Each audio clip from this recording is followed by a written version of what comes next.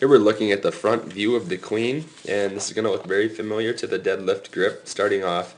So do note that he has his hands just slightly outside of his knees, or his legs is where he's grabbing the bar, and also watch his knees where they are slightly outside of his feet. So we don't want the knees inside the feet at all. You keep that wide knee stance.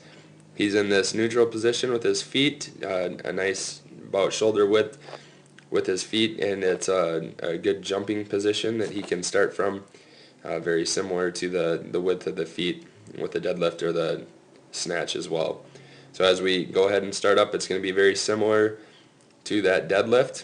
He's going to squeeze his shoulders down and back and kind of squeeze that weight up off the ground as opposed to just yanking it off the ground.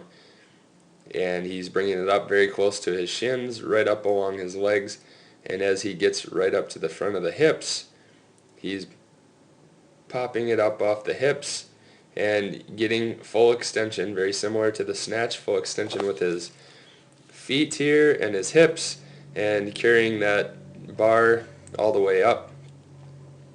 And he's able to get the weight up without having to drop underneath of it too far, and then he stands right on up. If it's a very heavy weight, you may not be able to get the weight up quite as high.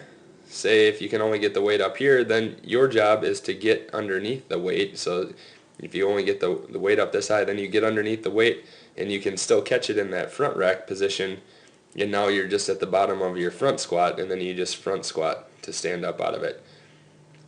He's very good with his technique and able to get the weight up all the way without having to go down into a front squat to get it. We'll go ahead and watch one more. And also, when you do catch it in the front rack position, you'll catch it slightly wider.